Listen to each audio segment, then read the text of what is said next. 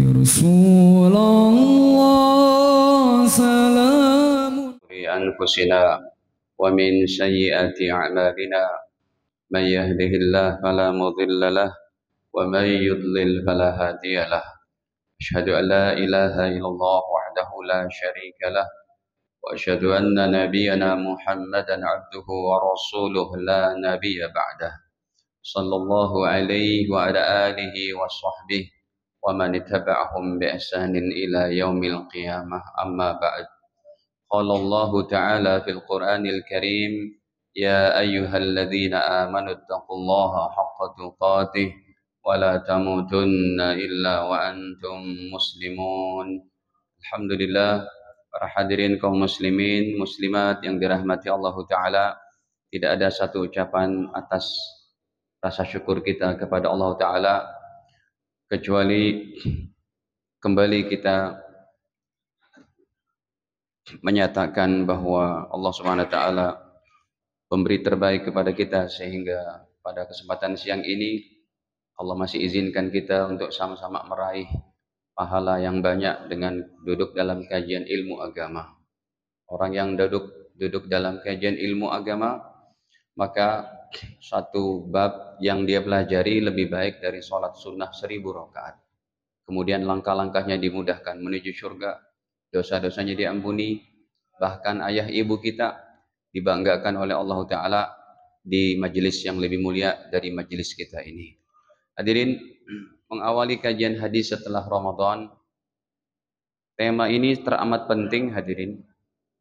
Akhlak mulia sebagai hasil puncak ibadah Ramadan. Dan itu yang dituntut oleh Allah dan Rasulnya. Sehingga akan kami tampilkan hadis-hadis yang begitu hebat. Hadis-hadis yang begitu spektakuler untuk umat Islam, laki perempuan, setelah capek-capek Ramadan, terawehan, sahuran, bahkan tilawah Quran, iktikaf, mengosongkan perut.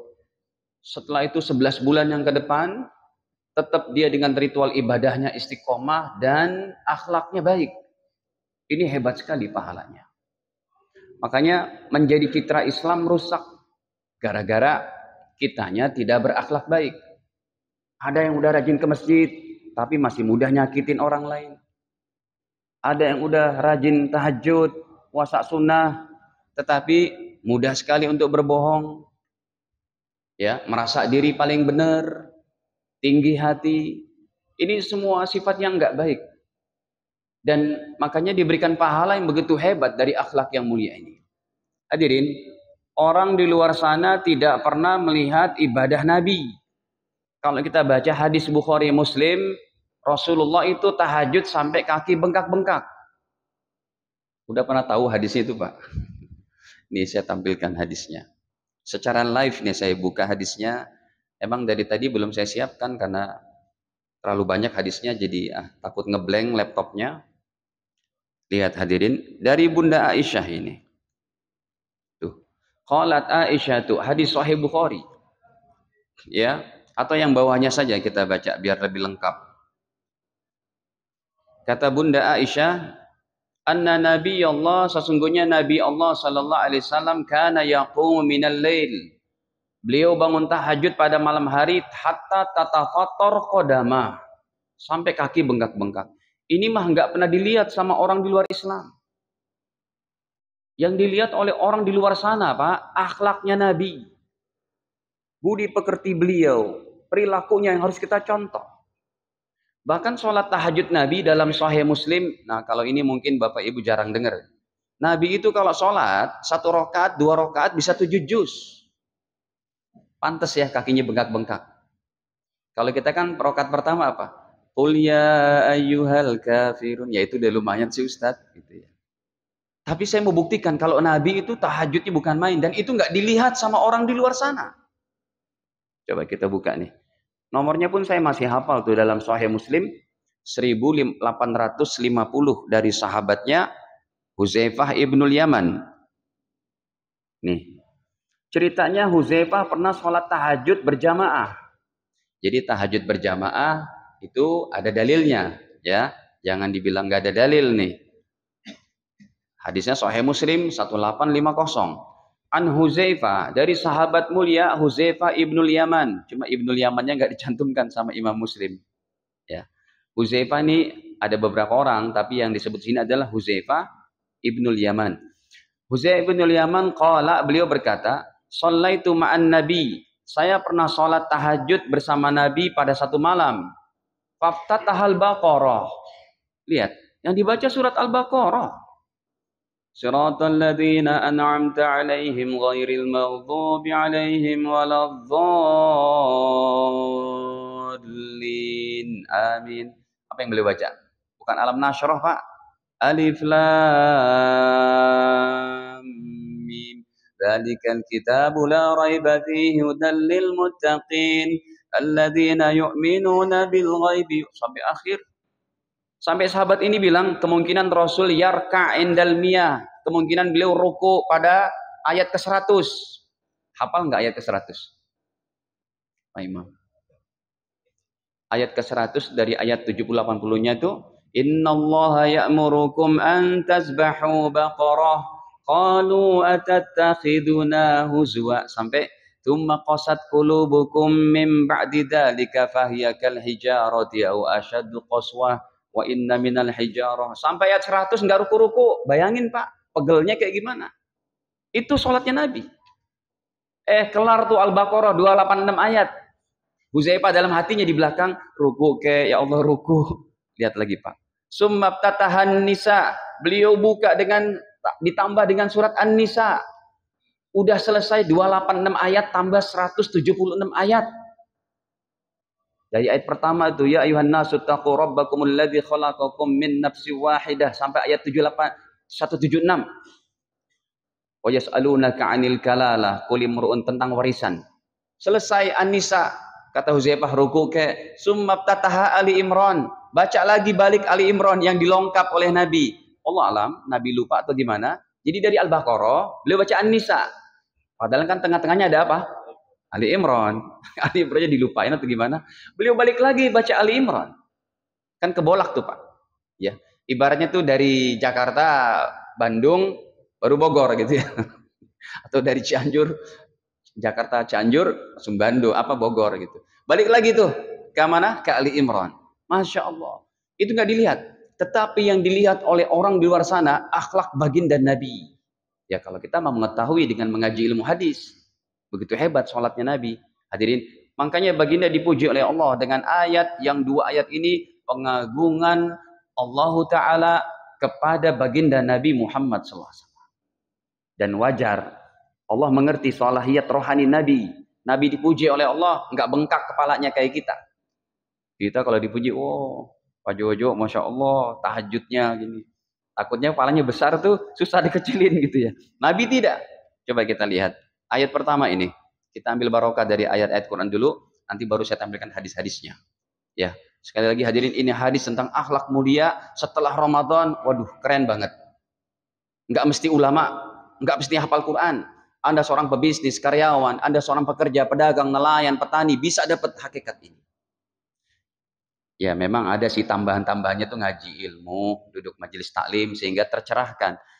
Al-Ahzab surat ke-33 ayat 21 ini terkenal sih ayatnya. Laqad kana lakum fi Rasulillahi uswatun hasanah.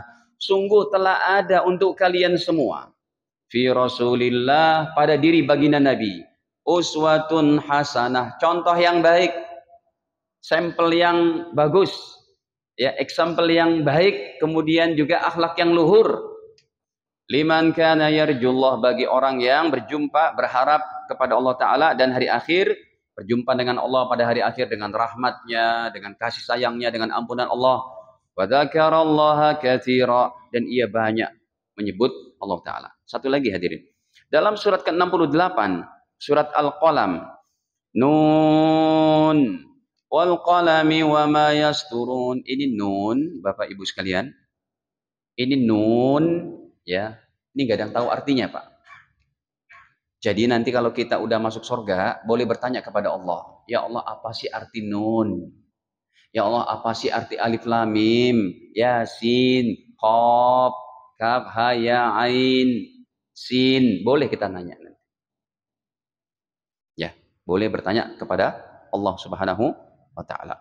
Nun wal qalami wa ma yasturun ma anta bi ni'mati rabbika bimajnun. Ayat keempatnya. Wa innaka la'ala khuluqin azim. Dan sesungguhnya engkau wahai Nabi la'ala khuluqin azim, berada pada budi pekerti yang mulia. Ini yang diminta oleh Allah dan Rasulnya. Ramadan boleh berlalu, semangat ibadah tetap ada, ditambah akhlakmu harus baik. Jangan udah rajin ke masjid gini gitu, tapi kalau ngomong kasar banget, mau menang sendiri, bayar hutang, itu termasuk tidak berakhlak loh Pak. Sehebat apapun sholat Anda, ditagih hutang berkelitnya kayak belut gitu, itu tidak berakhlak. Hadirin, orang berakhlak dalam berhutang, sebelum jatuh tempo, kalau dia ada halangan, dia lapor dulu. Telepon kayak WA, Pak mohon maaf Pak, ternyata mungkin besok uangnya belum ada, mohon deh Pak, minggu depannya lagi. Itu akhlak. Masalah nanti dia nggak nerima atau gimana, ya udahlah. Antum ambil jalan pintas apa kek, motor Mio-nya dijual dulu atau gimana gitu. Tapi itu akhlak. Jangan justru orang yang udah nagih, itu tidak berakhlak. Suka berbohong, tidak jujur, tidak berakhlak. Baik, hadirin, akhlak mulia itu apa? Satu, saya nggak tuliskan nih, saya sebutkan aja. Orang yang berakhlak mulia yang mindsetnya, cara berpikirnya, dia memiliki filosofis kayak filosofis padi. Hadirin, di Jakarta ini antum pernah lihat lagi tanaman padi Pak? Makanya healing ke Bekasi Pak, biar tambah sumpah. Di tempat Bekasi kami hadirin, di depan kompleks saya aja masih ada lahan 10 hektar tanaman padi. Dan sekarang lagi nanam tuh, udah 1 bulan. Masya Allah, padi kalau umurnya baru 1 bulan, tegap dia. Kenapa tegak? Belum berisi. Nanti kalau udah 2 bulan, 3 bulan, ilmunya makin dalam, makin merasa nggak bisa apa-apa. Pangkatnya makin tinggi, jabatan makin hebat, makin merasa titipan Allah. Hartanya makin banyak, makin merasa bukan milik saya. We are nothing kan gitu. Kita nggak dari apa-apa. Kita pernah lahir nggak bawa apa-apa, saya helai benang pun. Filosofis padi nih, low profile, humble orangnya, nggak memiliki, maksudnya nggak memiliki sifat yang merendah terus, kayak padi lah. Yang kedua, orang yang berakhlak mulia tidak berbohong. Yang ketiga, jujur. Yang keempat, amanah. Yang kelima, selalu memudahkan orang lain. Ini akhlak mulia, selalu memudahkan.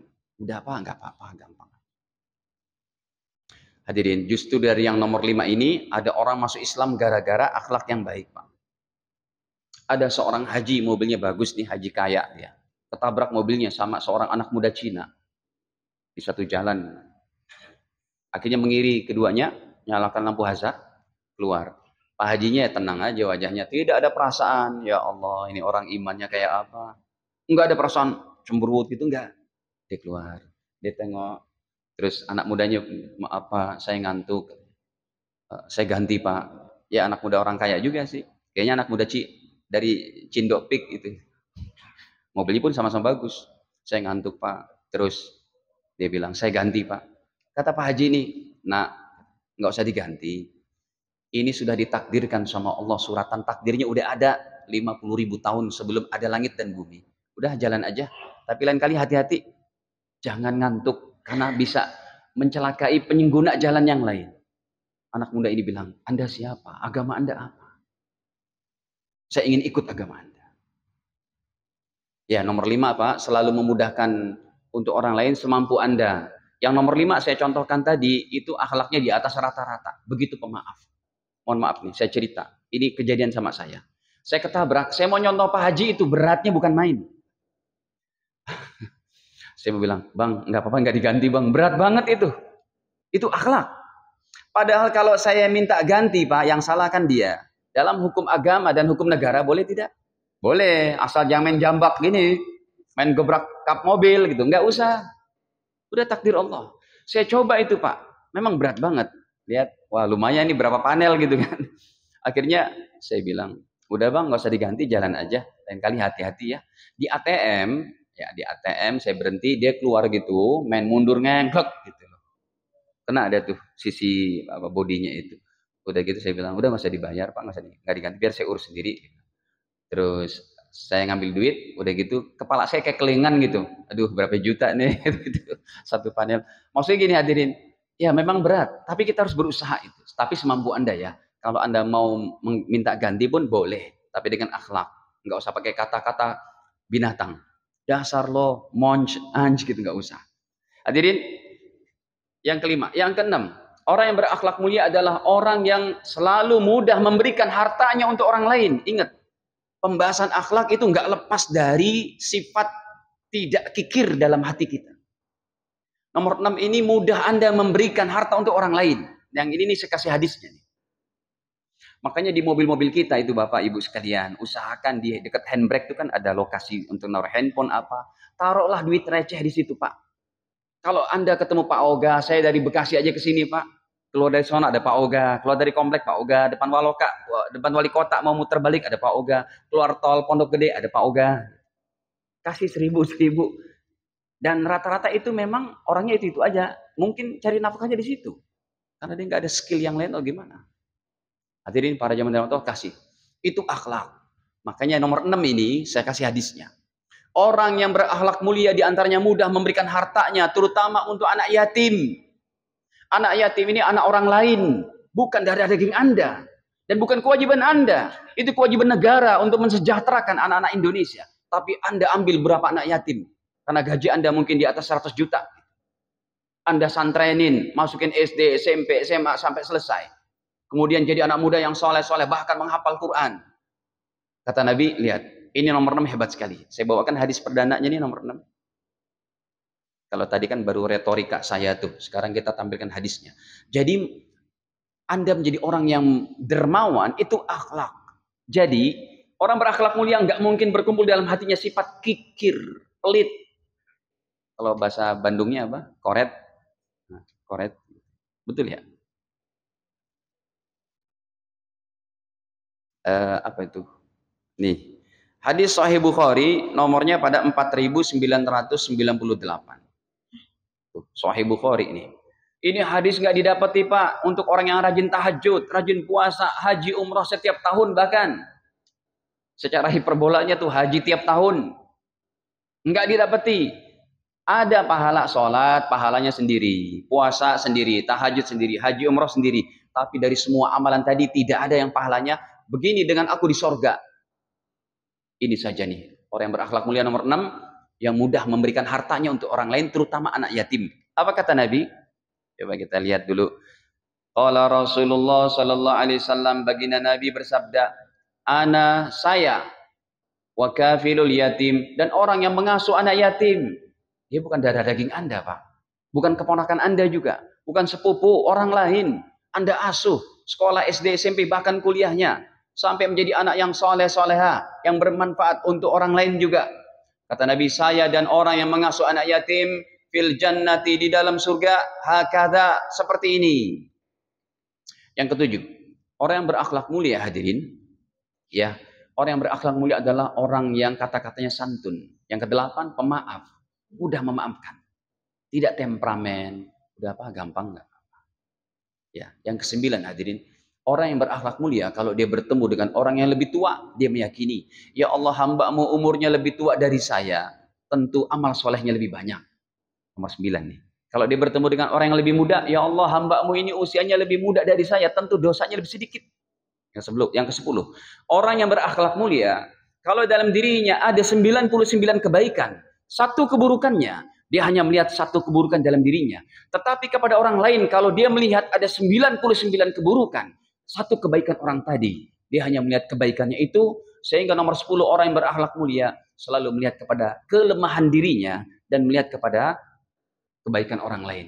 Atau bahasa ininya, dia selalu memperkuat positive thinking dalam dirinya dan menghilangkan negative thinking. Yang ke-11 yang paling tinggi, Pak. Orang yang berakhlak mulia ada rasa kasih sayang kepada seluruh hamba Allah, muslim atau non-muslim, sehingga kasih sayang ini tercurahkan kepada, bisa memberikan kepada mereka, termasuk doa-doanya. Ini yang tertinggi. Ini akhlak para nabi yang tertinggi dan rasul. Sayang kepada seluruh manusia dengan dicurahkan minimal pada doa-doanya. Ya Allah, ampuni dosa saya, bapak ibu saya, keluarga saya, anak istri, anak suami. Ya Allah, ampunilah umat Islam sedosa-dosanya. Ya Allah, kasih hidayah kepada yang belum Islam. Itu akhlak. Kenapa saya bilang itu puncak daripada akhlak para nabi? Para nabi yang tidak punya nama kitab namanya Sohifah. Sohifah Ibrahim, Sohifah Nuh, Sohifah Sulaiman, Tauratnya Musa, Zaburnya Daud, Injilnya Isa. Semua kalau dipres, diambil intisarinya, jadilah Al-Quran 30 juz. Al-Quran 30 juz, kalau dipres, diambil lagi intisarinya, jadilah suratul Fatihah 7 ayat. Surat Fatihah 7 ayat, kalau dipres, diambil lagi intisarinya, jadilah ayat pertama, Bismillahirrahmanirrahim. Ayat pertama intinya, Rahman, Rahim, Maha Kasih Sayang. Kalau kita memiliki sifat daripada sifat Allah, pengasih dan penyayang kepada manusia, Anda sampai kepada mengamalkan seluruh kitab wahyu yang pernah Allah turunkan, yang sempurnanya dalam Al-Quran. Hadirin, saya bawakan satu hadis lagi. Sekarang tadi ya dari saya lah, apa tuh poin-poin orang yang berakhlak mulia, dari nomor 1, nomor 2 sampai yang terakhir itu nomor 11, yang punya rasa kasih sayang kepada seluruh manusia, punya pemaaf, selalu husnuzon. Sekarang saya bawakan kisah dari nabinya, Pak. Hadis Sahih Bukhari nomor 3285. Ini hadis yang Masya Allah. Ada Pak, zaman sekarang kayak begini, berantem sambil senyum, bertengkar untuk memuliakan saudaranya, bertengkar untuk memberikan harta pangkat jabatan, bukan untuk rebutan harta pangkat jabatan. Coba lihat, nomornya 3000 sekian deh, ya 3285. Ini Nabi yang bercerita, hadirin. Ya, sallallahu alaihi wasallam, Masya Allah. Qala Nabi sallallahu alaihi wasallam, baginda Nabi bercerita, Ishtara rajulun min rajulin aqaran lahu. Ada seorang penjual tanah dan pembeli tanah. Unik nih Pak. Ya kalau zaman sekarang itu penjual tanah, pembeli tanah di depan notaris gitu kan. Di depan notaris, kemudian tanda tangan AJB, PJB dan macam-macam. Kalau ada, ya transfer uang udah, sertifikat udah pindah tangan, udah selesai. Besoknya pembeli tanah yang baru, fawajadar rajul ladzi ishtaral aqar fi aqarihi jarra fiha dhahab. Maka pembeli tanah ketika dia sedang mengelola tanahnya, mungkin lagi gali-gali mau buat pondasi sama para tukangnya, tiba-tiba dia mendapati lagi gali-gali tok, apa itu? Sebongkah emas. Emas segini Pak, 5 kilogram. 5 kilogram ini mana sekarang, kalau uang sekarang ya, harga emas berapa sekarang? 2 juta itu. Beli Pajero kayak saya masih dapat 15 biji. Beli Pajero kayak gitu masih dapat, atau apa itu Innova Hybrid itu bisa dapat 15 biji, itu 10 M, 5 kilogram. Apa kata si pembeli tanah? Inna mashtaraitu minka khudh dhahabaka. Besoknya dia datang kepada penjual tanah. Tok tok tok. Assalamualaikum. Waalaikumsalam. Kata penjual tanah, ada apa lagi ya Pak? Ada masalah apa ya Pak? Oh enggak Pak, begini. Kemarin saya lagi gali-gali mau buat ini itu macam-macam. Saya lagi gali-gali dapat sebongkah emas. Kata pembeli tanah, khudh dhahabaka minni. Ini emasmu. Inna mashtaraitu minkal arda walam abta' minka dhahab. Sesungguhnya saya beli dari kamu cuma beli tanah, enggak beli emas. Ini emas milikmu. Kira-kira kalau Anda jadi pembeli tanah gimana? Kira-kira kalau Anda jadi penjual tanahnya diserahkan emas gimana? Oh iya Pak, makasih, sono pulang loh gitu ya. Lihat hadirin, pembeli tanah bilang, Pak, saya cuma beli tanah, saya nggak berani ngambil Pak, saya takut sama Allah. Saya beli tanah, nggak beli emas, ini emas milikmu. Kata penjual tanah, innama bi'tukal arda wa ma fiha. Saya juga gitu Pak, takut sama Allah. Ini orang-orang soleh, akhlaknya baik, tahajudnya jalan, sholat berjamaahnya jalan, akhlaknya mulia, nggak rakus dunia, nggak nyinyir, nggak julid kepada orang lain. Ya, makanya energi kita habis Pak untuk bahas ijazah palsu apa gimana. Ini kalau akhlaknya baik nggak terjadi itu. Yang menyerang, betul nggak ya? Langsung datang kepada tabayunnya. Yang diserang bilang, ini loh asli sudah kelar. Kita sedang membangun negeri ini hadirin. Ya, makanya kajian-kajian begini yang non formal, ini kan kajian tidak difasilitasi oleh pemerintah. Barakallahu fikum para DKM yang menginikan kajian kayak begini. Ini kajian tujuannya supaya kita jadi orang yang baik Pak. Bukan sama muslim saja, non muslim juga harus baik. Yang udah tadi saya ceritakan itu. Yang nabrak mobil saya juga orang Cina. Anak muda Cina. Cuma saya gratisin gitu. Mau belajar maksudnya, Pak. Tapi ini tidak untuk semua orang gitu ya. Bagi yang mau aja gitu. Itu akhlak di atas rata-rata. Lihat kembali. Akhirnya nggak kelar. Kata penjual, Pak, saya takut kepada Allah. Saya jual tanah dengan semua apa yang ada dalam tanah itu. Termasuk di situ sumurnya, batu kolarnya, pohon kelapa, pohon rumput, semak-semak milikmu. Emas juga milikmu. Kata pembeli, enggak milikmu. Kata penjual, milikmu. Kata pembeli, milikmu. Kata penjual, enggak bisa. Saya enggak berani. Yang ada dikembangkan dalam jiwa mereka semua dari rohaninya itu asah, asih, dan asuh. Enggak ada sifat gasak, gesek, dan gosok. Lihat lagi. Fatahakama ila rajulin. Keduanya datanglah. Karena masalahnya enggak kelar. Datanglah kepada seorang hakim.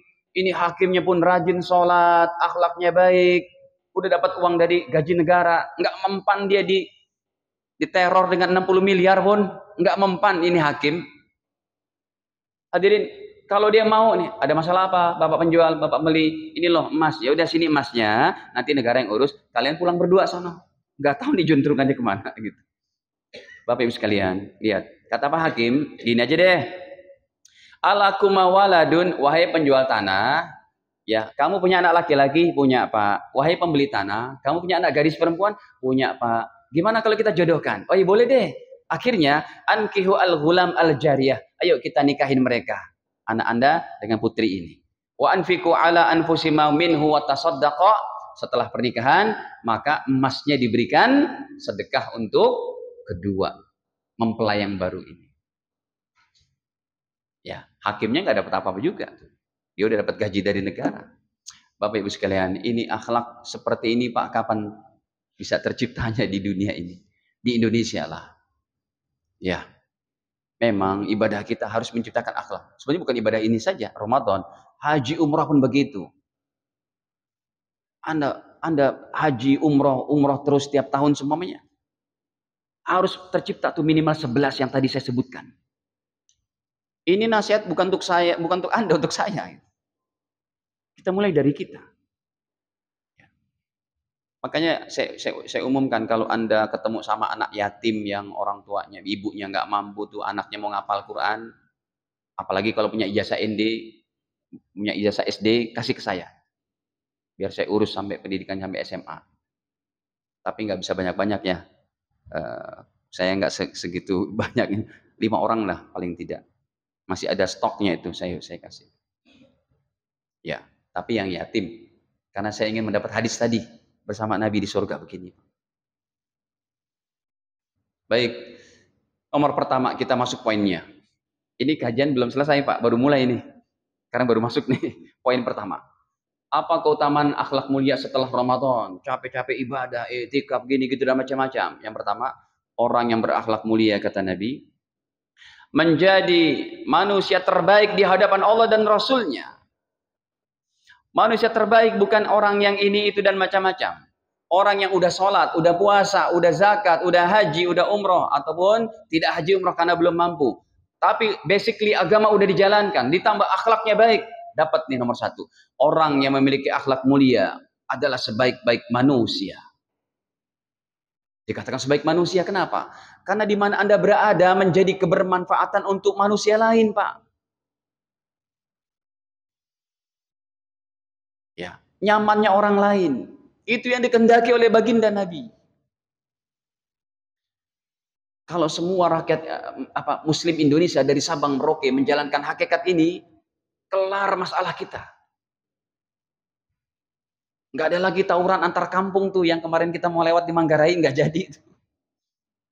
Nggak ada lagi tawuran di depan Pasar Gembrong, Casablanca, menuju Casablanca. Kenapa? Masing-masing ingin memberikan manfaat untuk orang lain, tidak ingin mencelakakan. Dari tingkat yang grassroots sampai pejabatnya, masing-masing punya sifat kayak yang 11 tadi, kelar masalah Indonesia. 24 juta kepala keluarga masih miskin. Kalau semuanya punya akhlak begini, nggak mungkin satu orang ini memperkaya diri. Saya ingin menghandle anaknya ini supaya berhasil. Ini generasi yang ada sekarang, Pak, ini harus mati semuanya. Kedepannya itu menjadi orang yang betul-betul berakhlak begini, bisa nggak dari sekarang? kita buat. Jadi nggak melulu kita sibuk dengan masalah keduniaan tanpa pencerahan seperti ini. Kita buktikan hadisnya sekarang. Hadisnya ini saja sih, singkat aja dari Nabi, ya. Riwayat daripada Al-Imam Bukhari, nomornya 5688. Ini saya tulis dulu.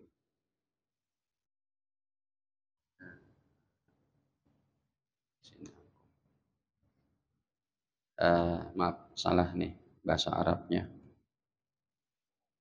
Nih. Tuh, sudah ada 5688. Nabi bersabda, "Inna khiyarakum, sesungguhnya orang terbaik." Saya sih hafal hadisnya, insya Allah. Cuma saya mau tunjukkan kepada Anda, bukan dari bualan saya gitu kan. Yang ngomong kan harus mempertanggungjawabkan. Sebelum di akhirat, ini dulu saya tampilkan tanggung jawab apa yang saya omongin. Nabi bersabda, "Inna khiyarakum, sesungguhnya orang terbaik di antara kalian, ahasinukum akhlaqa, yang paling bagus budi pekertinya, yang paling agung daripada, yang paling mulia akhlaknya." Jadi orang terbaik. Yang kedua, hadirin, poin kedua, orang yang berakhlak mulia menjadi umat yang paling dicinta oleh Nabi.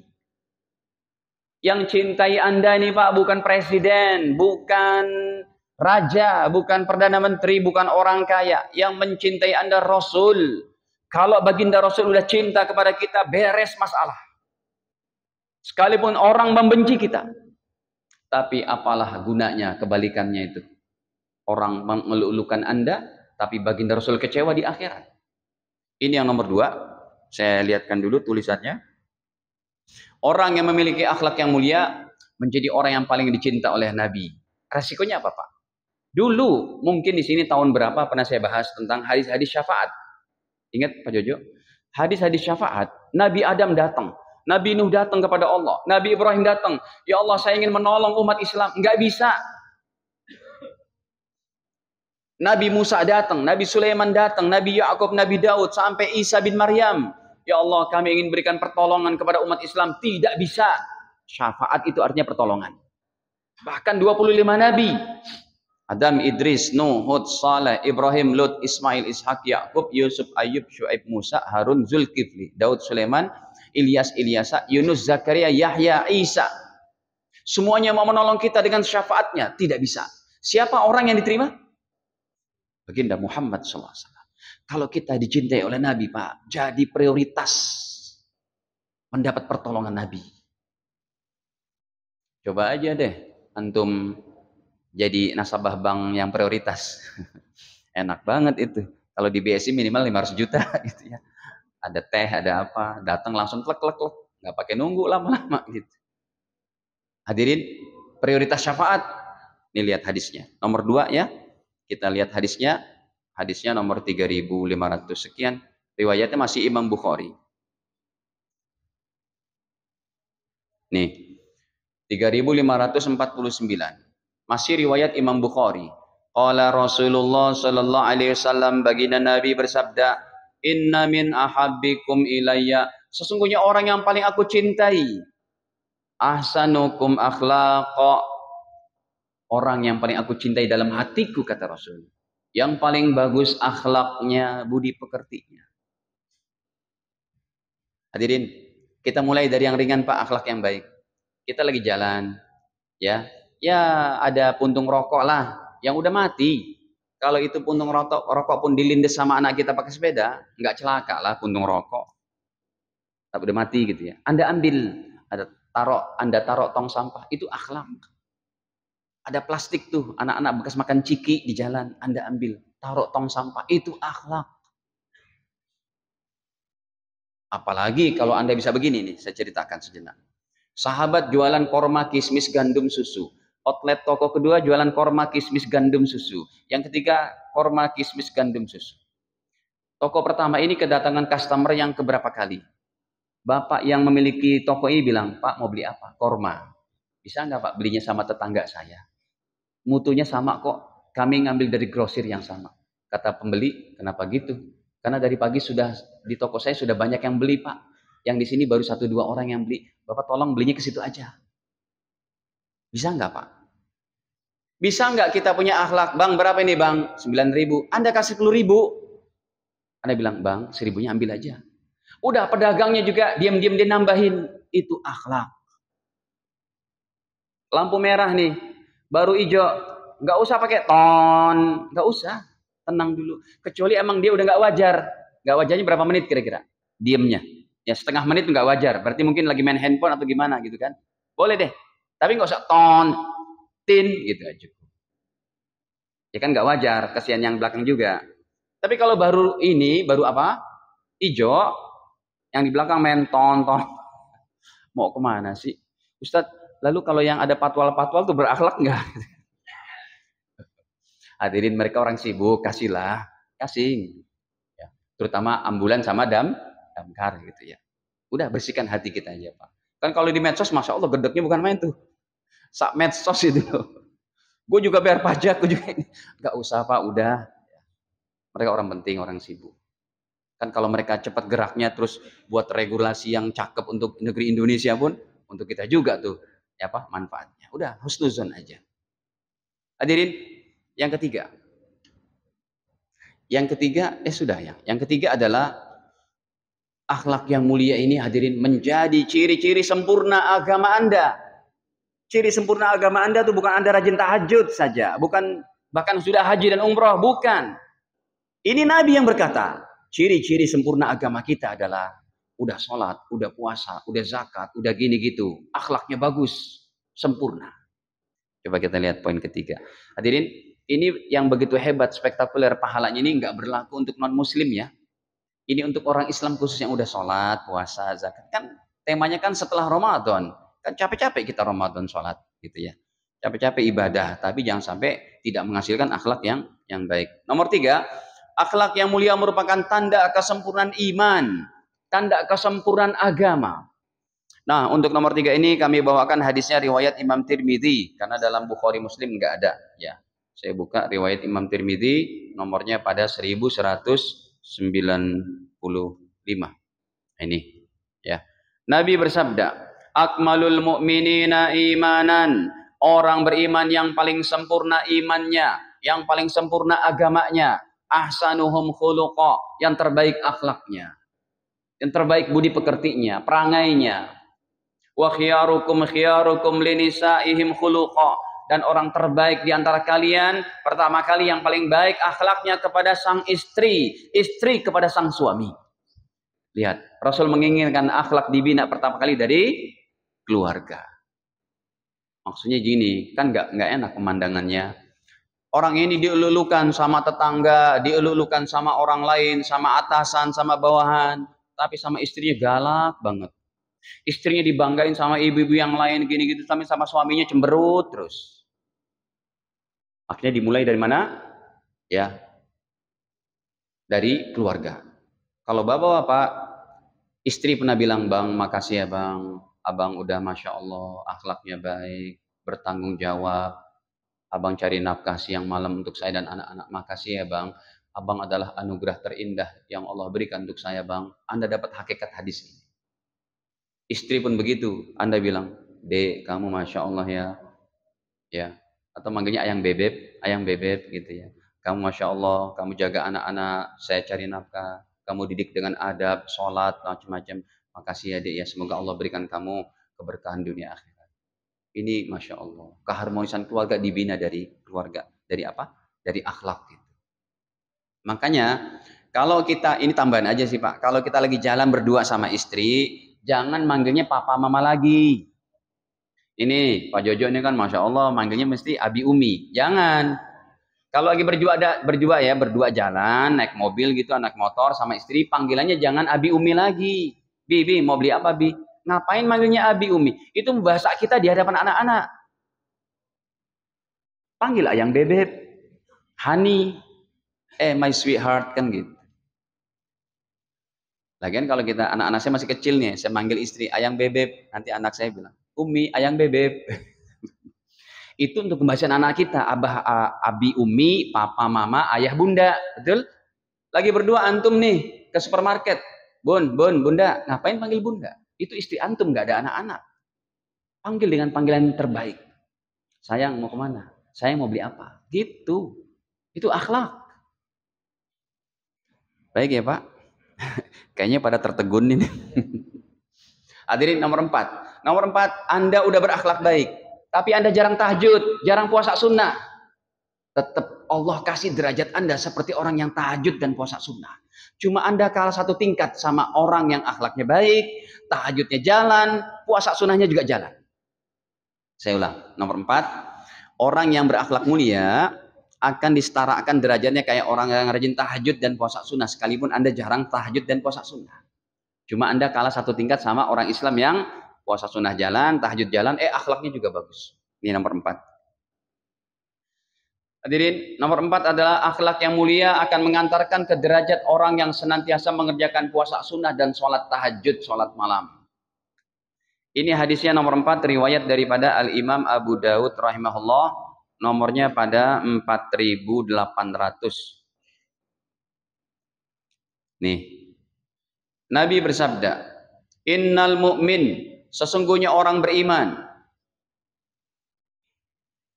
ya, la yudriku akan mendapatkan bihusni khuluqih, dengan sebab akhlak baiknya, darajatas shaim, derajatnya kayak orang shaim yang puasa sunnah, al-qaim yang selalu qiyamul lail. Tapi hadis ini bukan Rasul menganjurkan ya udah kamu nggak usah tahajud, nggak usah puasa sunnah, akhlak baik aja dapat juga, bukan. Rasul mengambil sisi dari Anda kalau berakhlak baik derajatnya kayak begini, tetapi makanya saya jelaskan, Anda tetap kalah satu tingkat sama orang Islam yang udah akhlaknya baik, tutur kata bagus, mudah memberi, pemaaf, tahajudnya kuat, puasa sunnah jalan, sempurna. Orang kayak gini sempurna Pak, tinggal nunggu satu aja. Nunggu apa? Nunggu mati. Mati husnul khotimah udah selesai. Saya kan sedang berbicara dengan calon kematian semua nih Pak. Termasuk yang ngomong gitu. Jadi kalau kita sempurnakan agama kita, udah. Gak ada beban dalam hidup. Tawakalkan kepada Allah. Ikhtiar udah.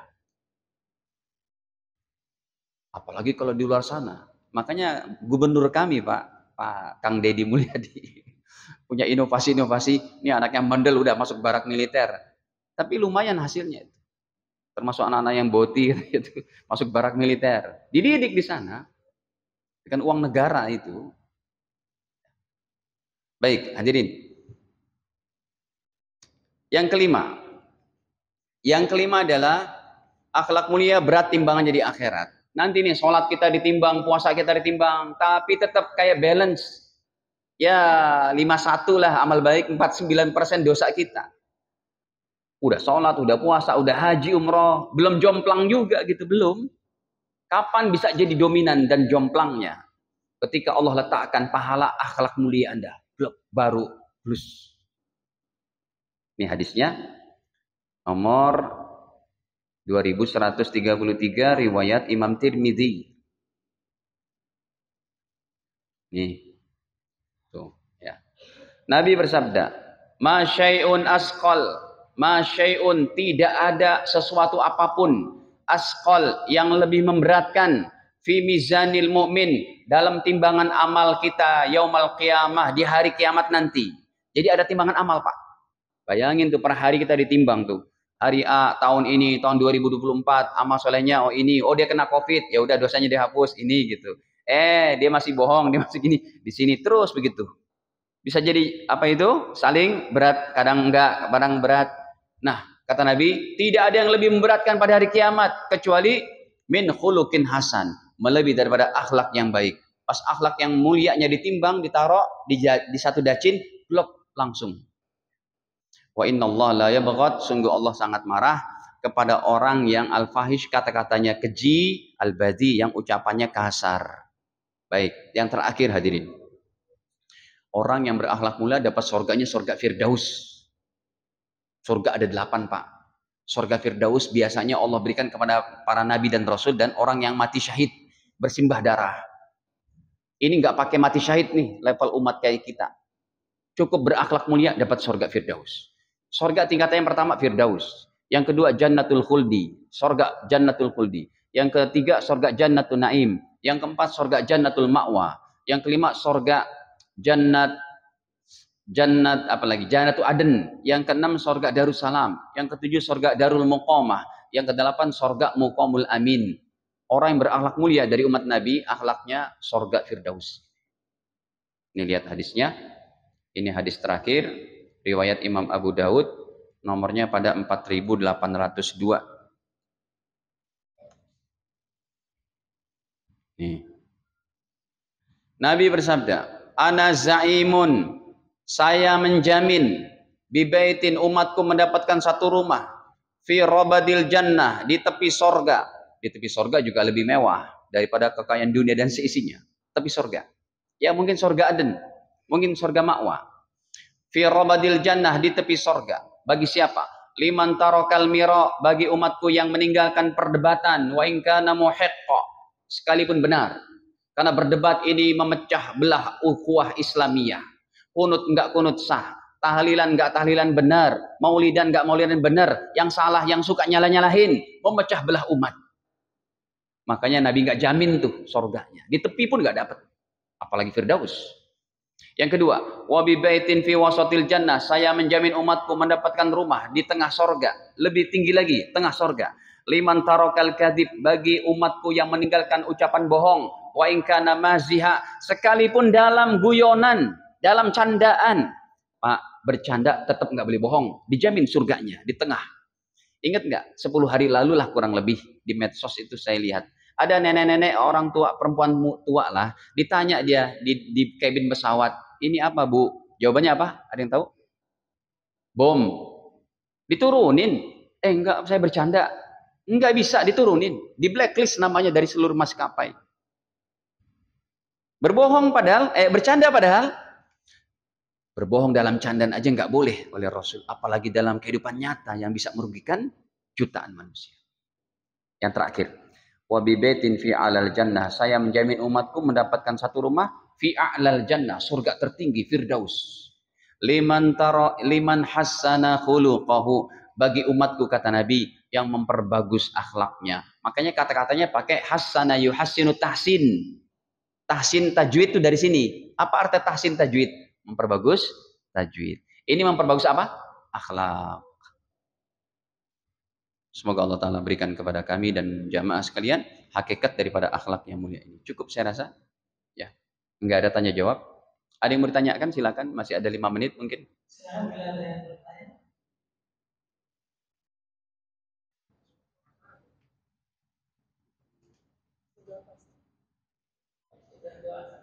Ya, ini saja dan kita akhiri dengan sama-sama kita berdoa. Bismillahirrahmanirrahim. Alhamdulillahirabbil alamin. Allahumma shalli ala sayyidina Muhammad wa ala ali sayyidina Muhammad.